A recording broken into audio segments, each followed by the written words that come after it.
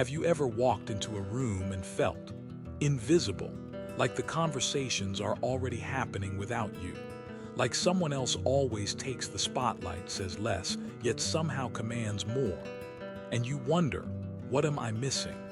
Is it confidence, charisma, some secret playbook? Let me be clear, it's not luck. It's not charm, it's strategy. We live in a world that rewards noise. People talk fast, react quicker, and believe that being loud equals being powerful. But often, those who talk the most are the ones with the least control over themselves. They walk into situations unprepared, overexposed, emotionally reactive, and they lose before they even realize a game has started. Most of us were never taught how to carry ourselves with presence. We were told to speak up, be yourself, or just be confident. But how do you do that when the rules aren't written and the loudest voice in the room isn't always the wisest? Here's where the Stoics come in. Over 2,000 years ago, in the chaos of war, politics, and personal betrayal, thinkers like Marcus Aurelius, Seneca, and Epictetus forged a new kind of power, one that didn't depend on controlling others, but on mastering yourself. It wasn't loud, it wasn't flashy. It was still, deliberate, and nearly unshakable. They believed that true strength comes not from how others see you, but from how little they can affect you. And in today's world, where everyone's shouting, sharing, and scrambling for approval, that kind of power has become rare and deeply respected. Let me ask you something. When was the last time you left a room and felt completely in control of yourself, of your tone, your words, your reactions? Or better yet, when was the last time someone tried to pull you into an argument and you just didn't bite? You stayed calm, you didn't flinch, you didn't try to prove anything. That moment, that's power. Not the kind that dominates others, but the kind that commands respect from within. Now imagine living like that every day, not just surviving the storm, but moving through it like the eye of a hurricane. Calm, focused, purposeful. That's the Stoic way. And you don't need to be a philosopher to apply it. You don't need to memorize ancient texts or meditate on a mountaintop. You just need a new approach, one that doesn't rely on force but on framework. One that gives you quiet leverage in loud situations. One that helps you walk into any room, not needing to prove yourself, because your presence speaks for you. This isn't about pretending to be someone you're not.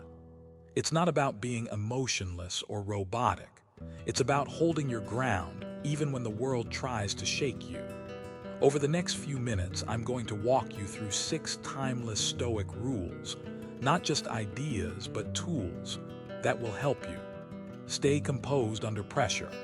Influence others without needing to impress them. Speak less but mean more. And most importantly, live on your terms, without being pulled by every emotion, opinion, or confrontation.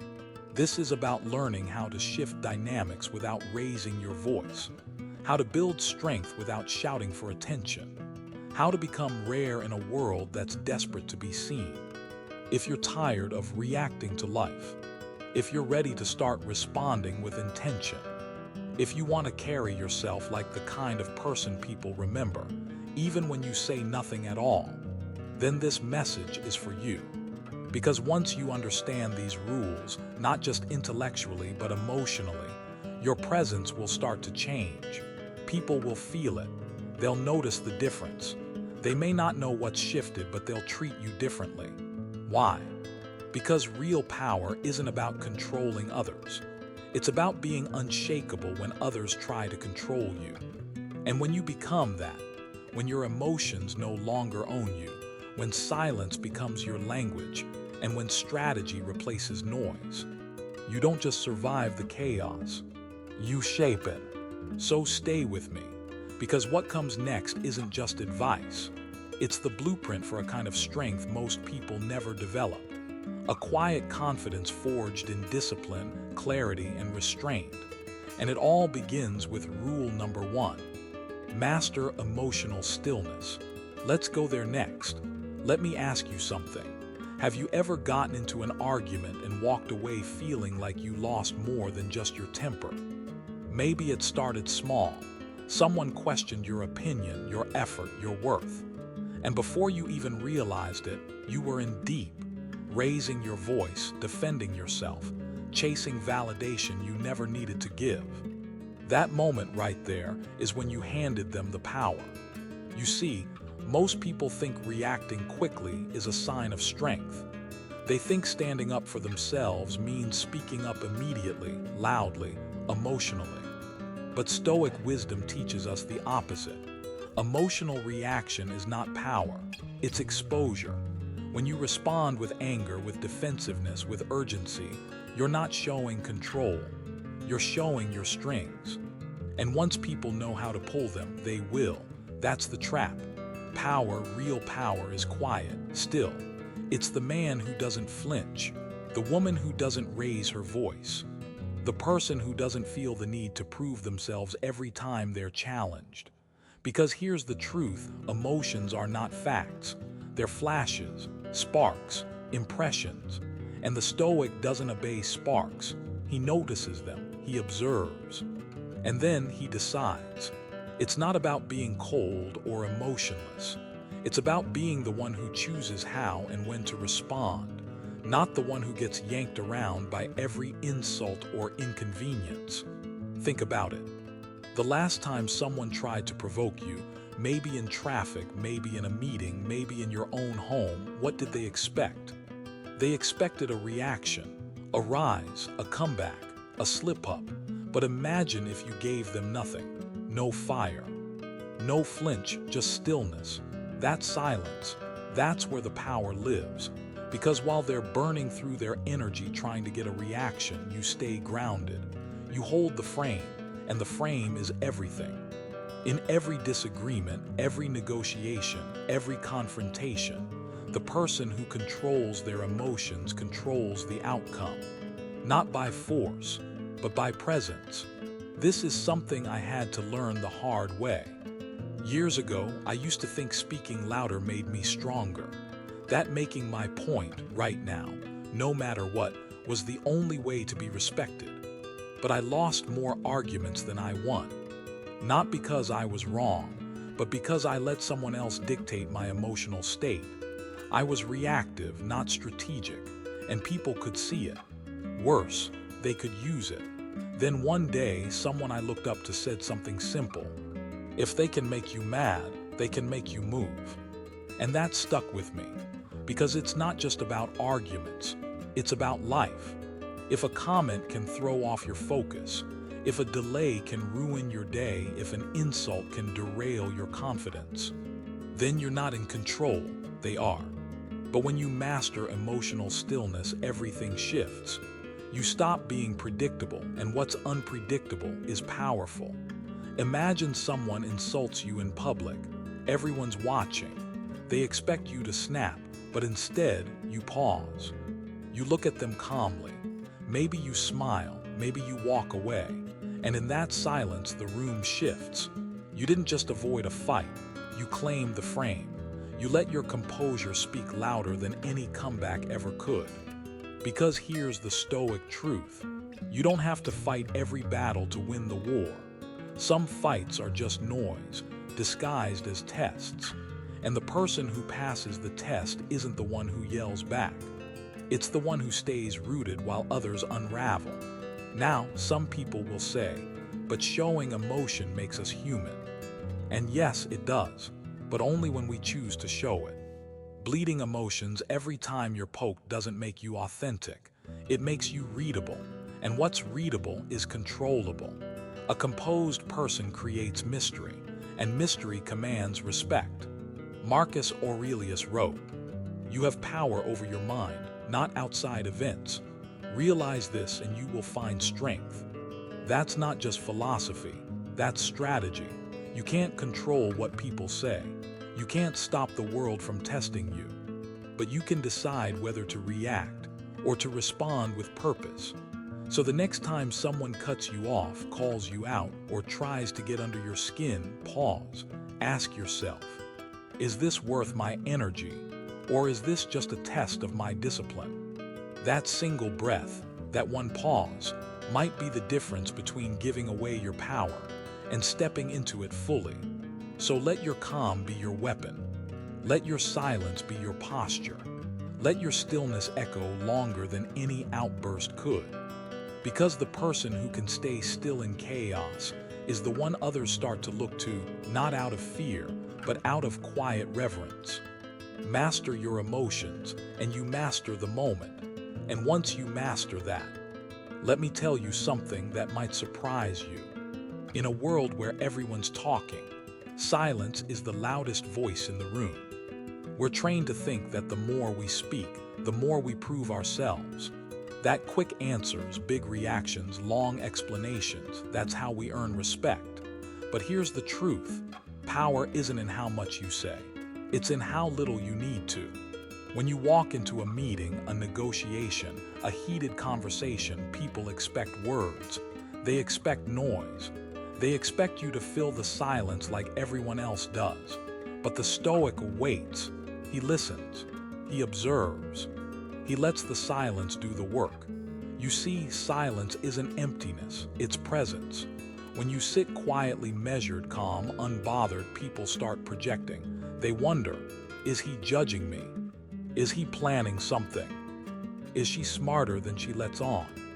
And while they're busy guessing, they start revealing. Not because you interrogated them, not because you pressured them, but because they couldn't sit with the silence you created. That's power. It's the kind of power you don't have to force. It's the kind of influence that comes to you because you've created a space that few people can hold. Let me give you an example. There's a story about a Roman general who sat silently through an entire war council. Everyone else argued. Everyone else debated. Some even mocked his quiet. But then, at the right moment, he spoke. Just one sentence. And that sentence changed the direction of the campaign. Not because it was loud, but because it came from restraint, clarity, and perfect timing. That's the essence of Stoic silence. You don't speak to fill space. You speak to create impact. And every pause before your words, that's tension, that's weight, that's control. Now let me ask you this. In your daily life, how often do you rush to fill silence? Someone asks you a question, and you jump in with a fast answer. You're in a meeting, and instead of pausing to think, you speak just to be heard. You're on a date or with friends, and any silence feels awkward, so you ramble. Why? Because we've been conditioned to fear silence. But silence isn't awkward. It's a test. The person who can sit in silence, without flinching, without panicking, without over-explaining, is the one with the advantage. Let's take this into the workplace. In a job interview, when the recruiter pauses after your answer, what do you usually do? If you're like most people, you keep talking. You try to fill the air. You end up revealing too much. But what if you did? What if you answered, then paused and let the silence sit? That's not confusion.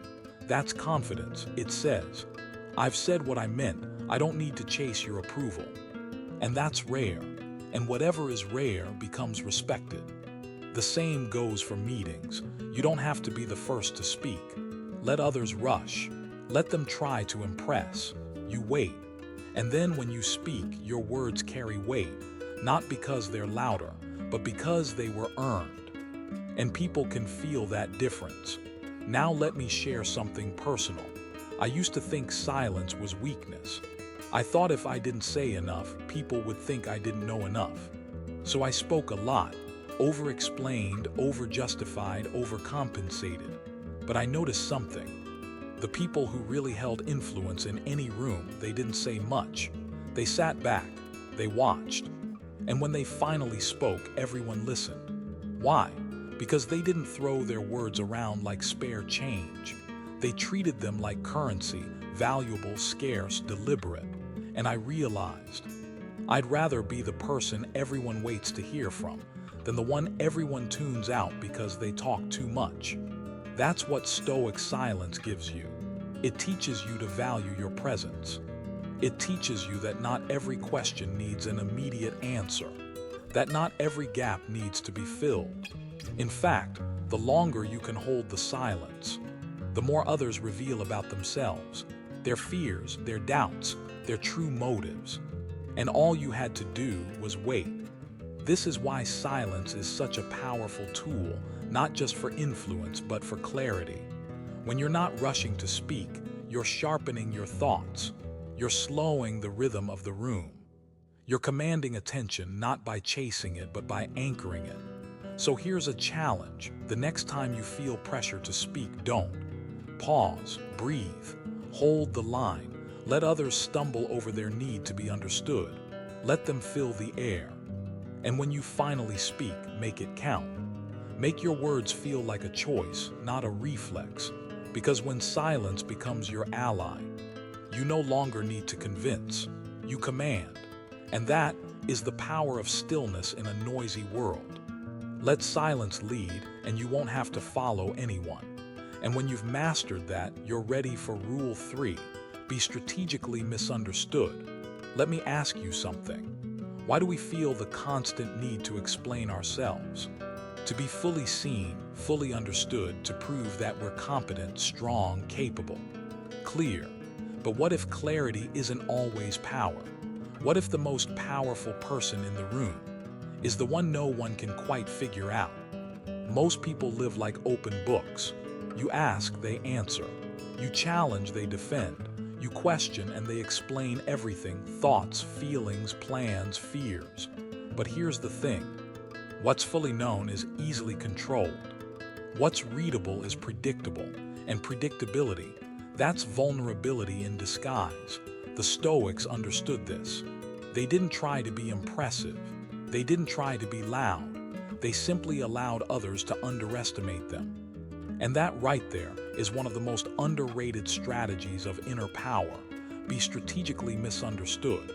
This isn't about lying. This isn't deception. This is discipline, the ability to choose what you reveal and when. Sometimes you say less. Not because you're hiding, but because you're watching. Because when others think they know you, they let their guard down. They talk more. They show off. They assume you're not a threat until it's too late. Let them. Let them think you're slower, softer, less prepared. Let them walk into comfort, because comfort breeds carelessness. And while they're relaxing, you're calculating. While they're exposing, you're observing. And when the moment's right, you move sharp, deliberate, and completely unexpected. That's how you shift power without ever raising your voice. It's like chess. You don't need to show your whole strategy in the first few moves. Sometimes you give up a pawn on purpose, just to study your opponent. Let them think they're winning. Let them feel in control. Because what happens next is never about what they see, it's about what you've kept hidden. Here's a real-world example. Have you ever been in a conversation where someone keeps talking, trying to dominate, trying to sound smart, and you just nod, maybe ask a quiet question or two? You don't challenge them, you let them go. What they don't realize is they're revealing everything. What they fear, what they want, where their ego lies. And you haven't revealed a thing. That's not passivity. That's positioning. Marcus Aurelius once wrote, "The best revenge is to be unlike him who performed the injury." In other words, when someone tries to provoke you, stay composed. Don't play the same game. Let them misjudge you. Let them think you're passive, disinterested, unaffected. And while they burn their energy, your stillness becomes your shield.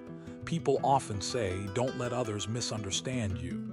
But sometimes, you should, not because you're being manipulative, but because you're not here to be fully seen. You're here to be effective. And the more layers you have, the more intentional you are with your exposure, the more untouchable you become. Because when you are fully known, you are fully vulnerable. But when you are strategically misunderstood, you become unreadable, unpredictable, and unshakable. Here's a mindset shift I want you to take with you. You don't owe the world your full explanation. You don't owe every room your full presence. You don't owe every question your full truth. You owe yourself your center, your calm, your clarity, your control. And if that means letting others misread you, so be it. Let them draw their conclusions. Let them feel ahead. Let them relax, because when it counts, you'll reveal what they never expected. And in that moment, your restraint becomes your advantage. So the next time someone challenges you, insults you, questions your value, pause. Don't react. Don't explain. Don't perform. Just be still. Be precise. Be unreadable. Because the one who can't be read can't be played. Be strategically misunderstood and watch the entire room shift in your favor. And when you master that, you're ready for Rule 4. Turn absence into strength. Here's a paradox most people never figure out. The more available you are, what's common loses its weight. What's constant fades into the background. But what's rare, what's scarce, what's held back with discipline, that becomes powerful, that becomes respected. This is one of the core truths the Stoics understood long before social media, before attention spans collapsed, before the world became obsessed with showing up everywhere all the time. They knew there is strength in restraint. There is influence in absence. In a world where everyone is shouting for visibility, the man who chooses silence, the one who chooses absence, he becomes a mystery.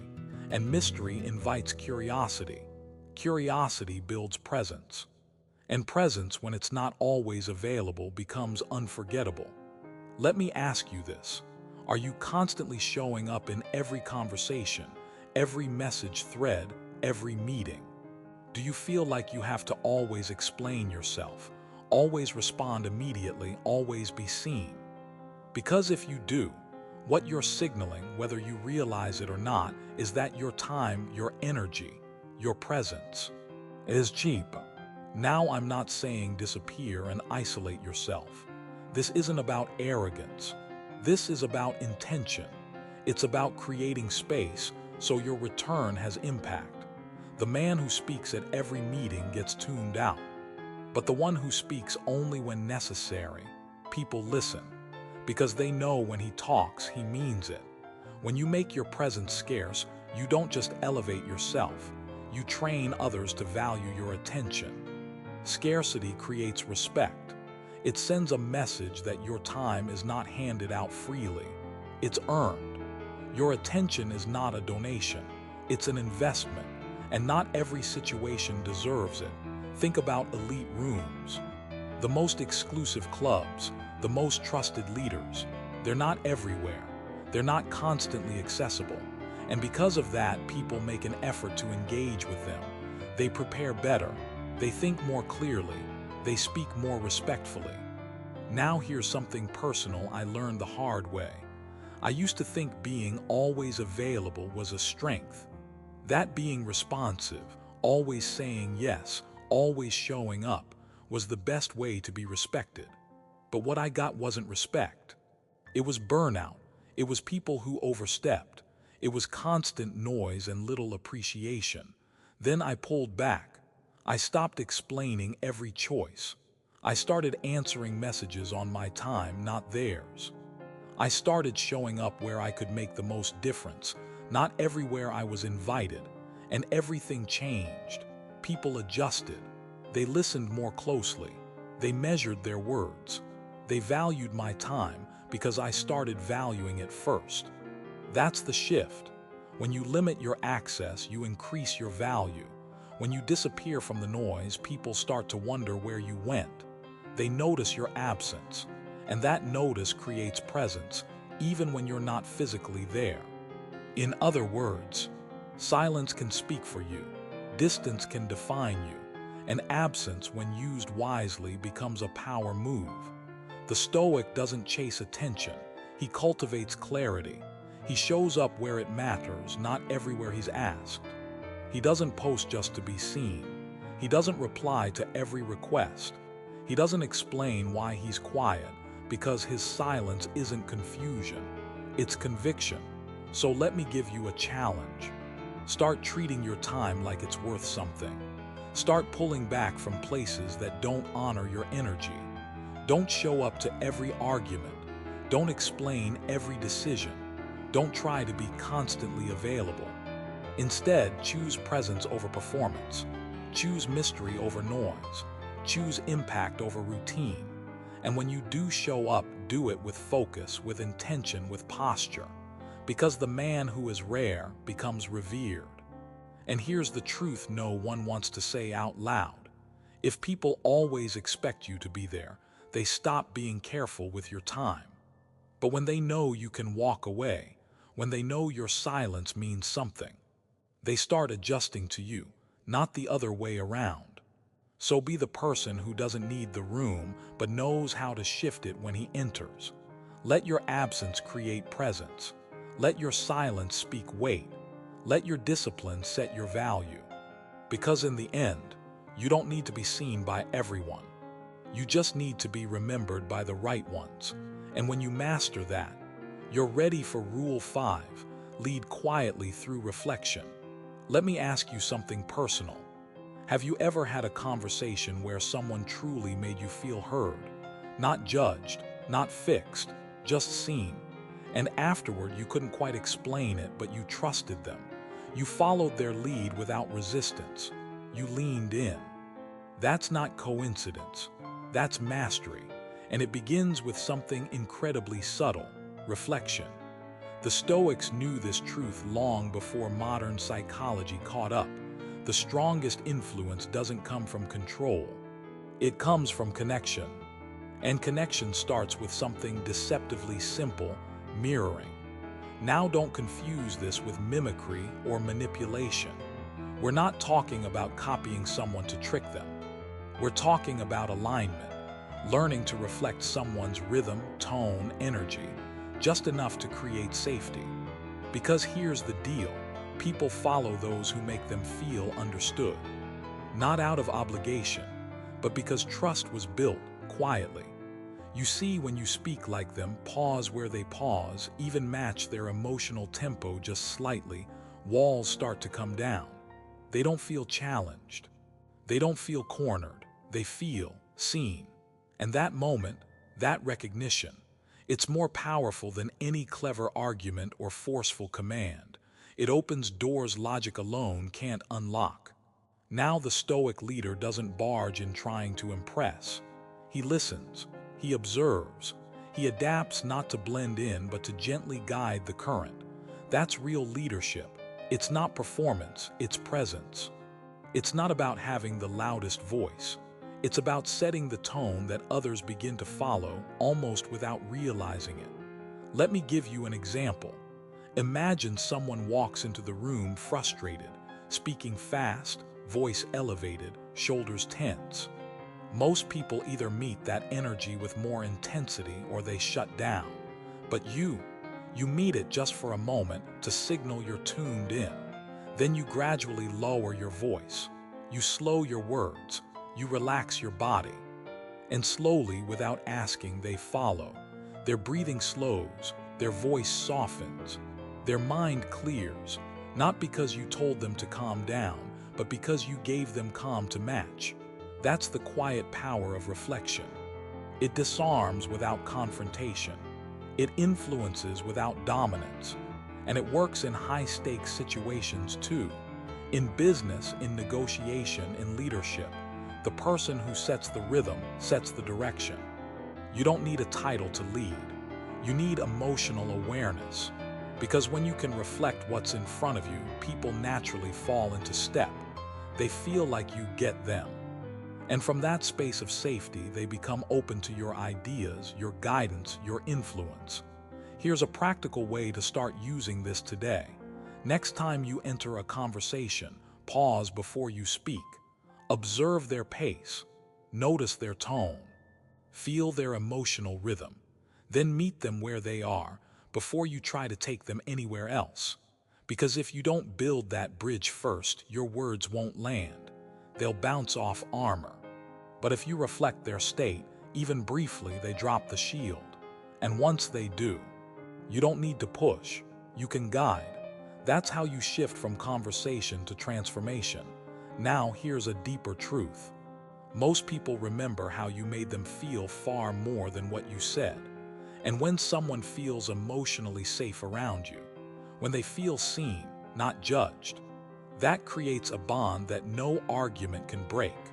I've seen this work in rooms full of tension, where egos flare, where pride stands tall, and yet one grounded, present individual who listens deeply and speaks slowly changes the entire atmosphere. They don't fight for the spotlight.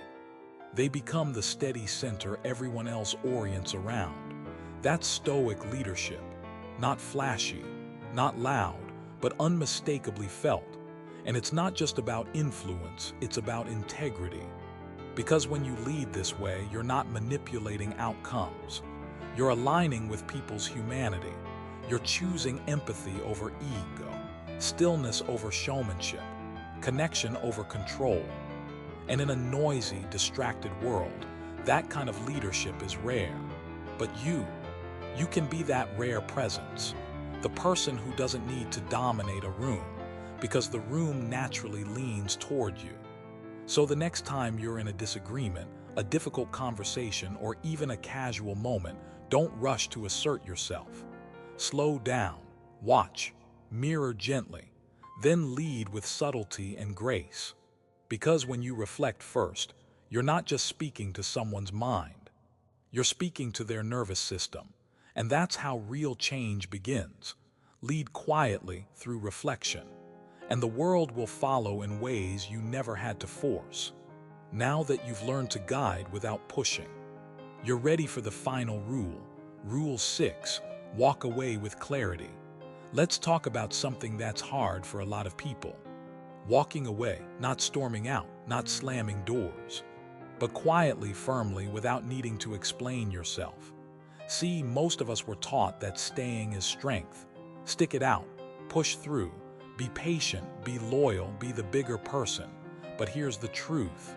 Staying when something no longer aligns with your values, that's not strength, that's fear.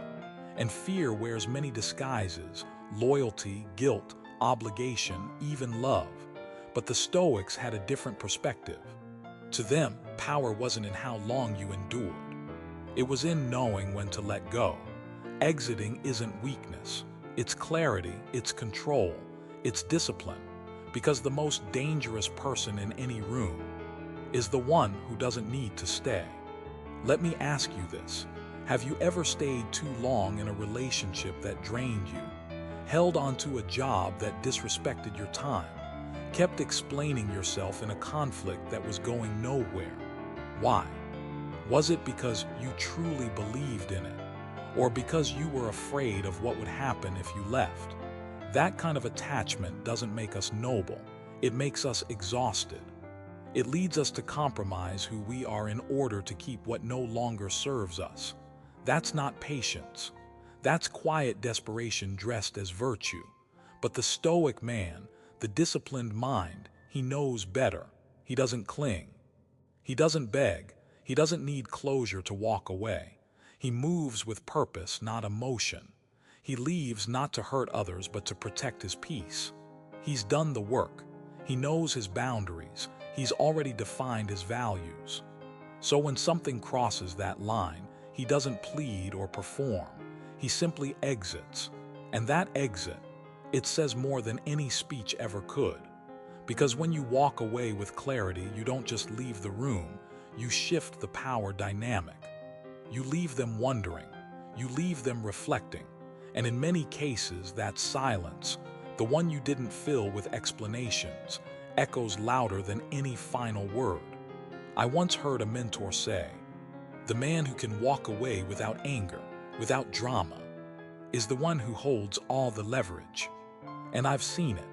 In relationships, when someone knows you'll stay no matter how you're treated, they stop respecting you. But when they know you can leave, with grace, with calm, without looking back, they start adjusting. Why? Because your presence now has weight. Because you are no longer controlled by fear of being misunderstood or excluded. And that is where true power begins. It's not in forcing others to understand you. It's not in winning every debate. It's in knowing who you are and not needing to be everywhere with everyone all the time. Walking away when done from that place of clarity becomes an act of leadership. It protects your time. It preserves your energy. It honors your growth. And yes, it sets a standard.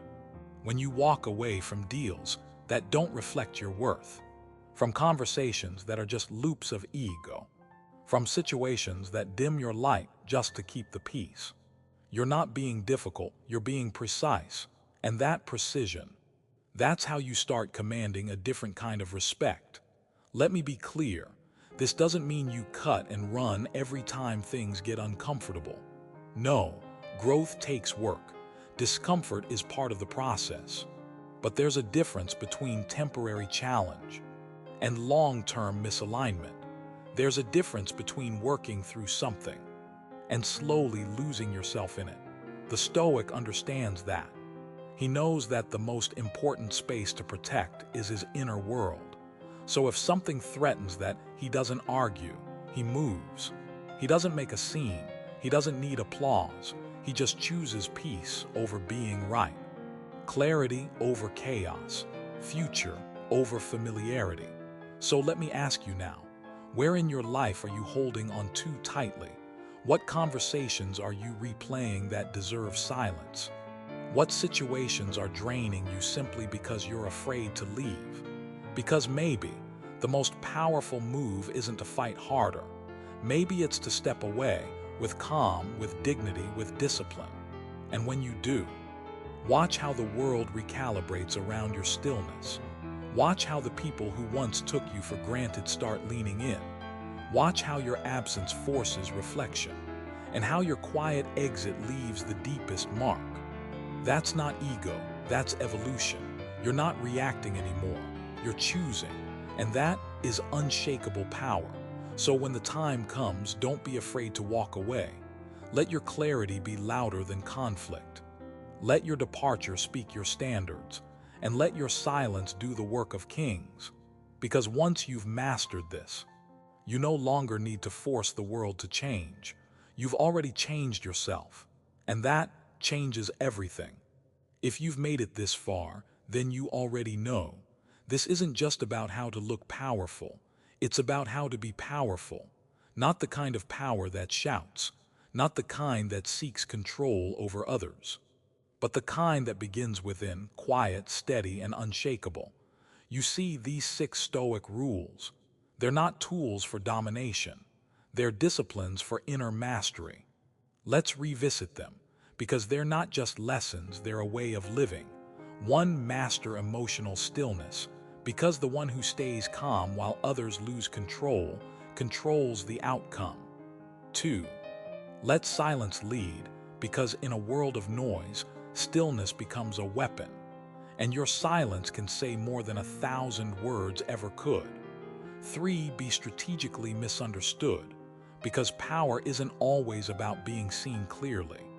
Sometimes it's about what you hold back that gives you the edge. 4. Turn absence into strength, because when you're always available, you're easily ignored. But when your presence is rare, it becomes respected. 5. Lead quietly through reflection, because leadership isn't about pushing others. It's about tuning into them, aligning gently, and then guiding. 6. Walk away with clarity, because the most powerful move isn't always to fight. It's knowing when to step away with calm and conviction. These aren't tricks. They're not tactics to manipulate the world. They're principles rooted in self-discipline, self-awareness, and deep purpose. Because here's the truth, most people are reacting constantly. They're reacting to pressure, to offense, to comparison, to fear. But not you, not anymore. When you live by these Stoic rules, you stop letting the world pull you in